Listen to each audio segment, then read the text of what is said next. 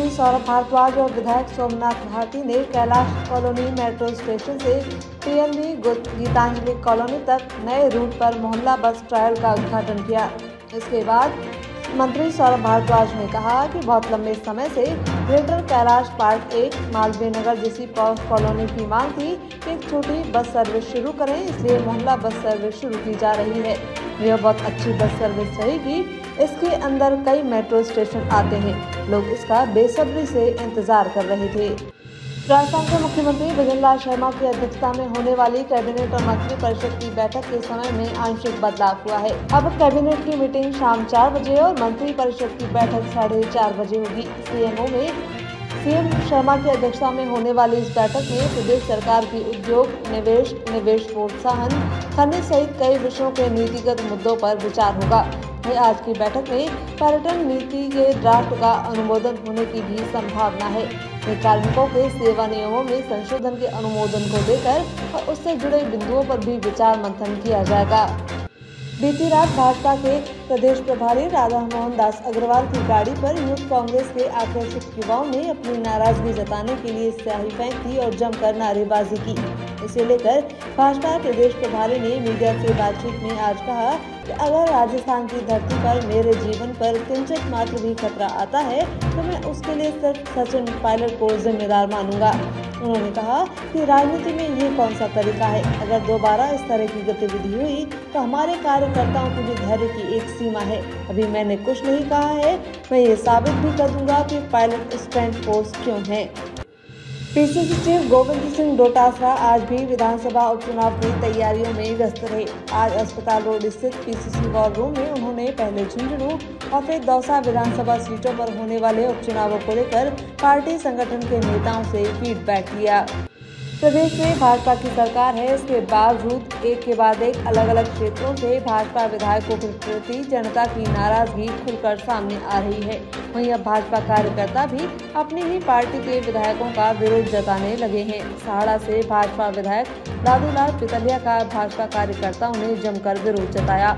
इनका आरोप है कि भाजपा विधायक पार्टी कार्यकर्ताओं की लगातार अनदेखी कर रही हैं।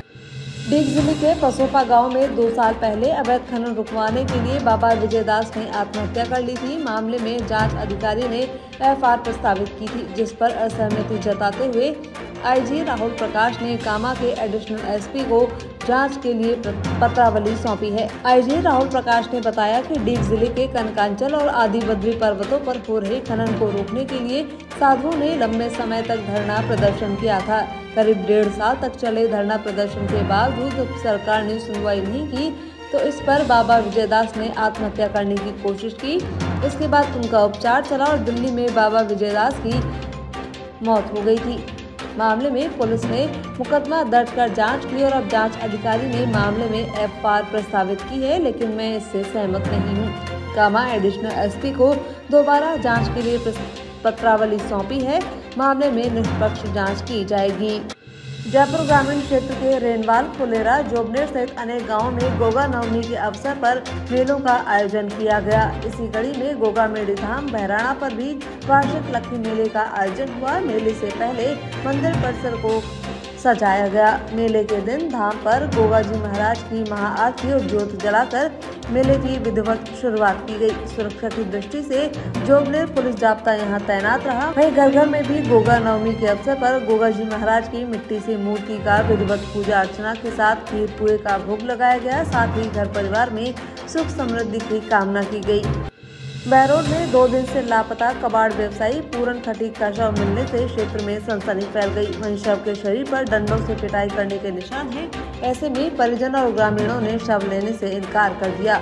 मृतक व्यवसायी के परिजन जिला अस्पताल की मोर्चरी के सामने धरने पर बैठ गए। परिजनों की मांग है कि दोषियों को जल्द से जल्द गिरफ्तार किया जाए। साथ ही परिजनों को 50 लाख रुपए का आर्थिक मुआवजा और एक सदस्य को सरकारी नौकरी भी दी जाए। वहीं मांगे नहीं माने जाने तक शव नहीं लेने पर परिजन अड़े हुए हैं। सूरतगढ़ की नगर पालिका में आम सभा की बैठक आयोजित हुई, जिसमें भारी हंगामा देखने को मिला। जानकारी के मुताबिक बैठक में प्रस्ताव संख्या 7 को लेकर इसके विरोध में कांग्रेस पार्टी ने धरना देकर अपना विरोध जताया। इस दौरान नगर पालिका के बाहर कांग्रेस पदाधिकारी और पार्षदों ने नारेबाजी की। साल 2024 के लिए आरएएस के 500 पदों पर भर्ती की जाएगी। इसे लेकर सरकार ने आरपीएससी को अभ्यर्थना भेज दी है। ऐसे में जल्द ही आरएएस भर्ती परीक्षा 2024 को लेकर विज्ञप्ति जारी की जा सकती है। बताया जा रहा है कि इस भर्ती में से करीब 250 पद राज्य सेवाओं के और इतने ही पद अधीनस्थ सेवाओं के होंगे। आरपीएससी से अभ्यर्थना को मंजूरी मिलने के बाद पदों की संख्या में बढ़ोतरी की भी संभावना जताई जा रही है।